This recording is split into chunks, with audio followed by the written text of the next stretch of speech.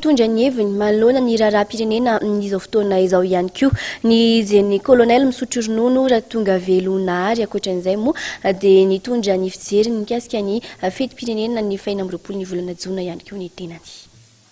Ny lehiben'ny état-major général nitafika ny komandany zandarmarie-pirenena ary ny lehiben'ny polisy-pirenena ny tokony hitarika ny matso ary safiny andian-tafika mandritra ny lanonam-pankalazana fetim-pirenena ny 20 Jona ho avy izao, hoy ny kolonel misotro ronono Ratunga Velonary Modeste. Araka ny fanazavana nentin'ity minisitra teo aloha ity dia fetin'ny tafika ny 20 Jona ary noho ny daty 14 Jolay mbola mijanona ofisialy no antony tokony tsy isian'ny olona voatendry ara-politika hitarika izay matso izay. Samy mahafantatra daholo sika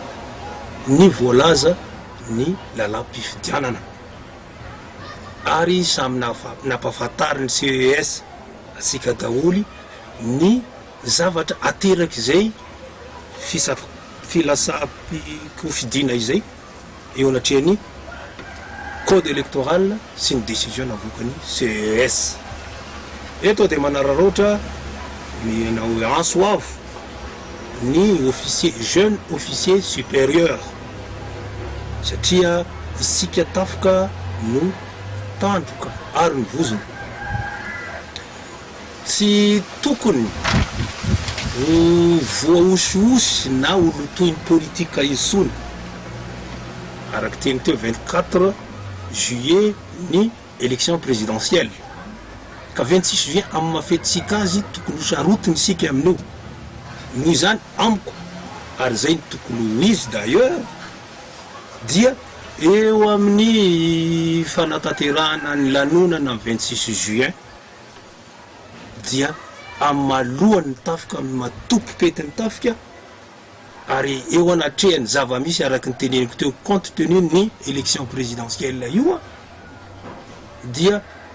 ny fisafoana revue ny troupe zany d'un chef d'état-major général suivi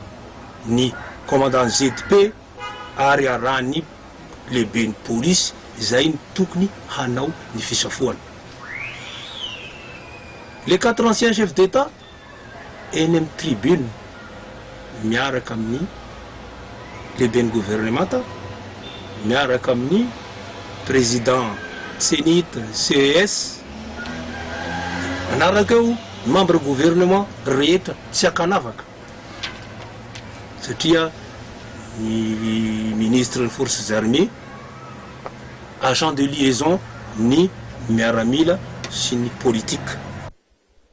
Nampatsahivy ny kolonel misotro ronono Ratunga Velonary Modeste tsy natao hiaro olo-tokana na vondrona na antoko politika fa tandroka ary ny vozona ny tafika ary iverin'ity minisitra teo aloha ity fa anjaran'ny zandary sy ny polisy no miantoka ny fandriam-pahalemana ary manoloana ny fandriam-pahalemana izay mahazo vahana amin'izao fotoana izao dia ilaina ny fampitombona isa ny zandary sy ny polisy.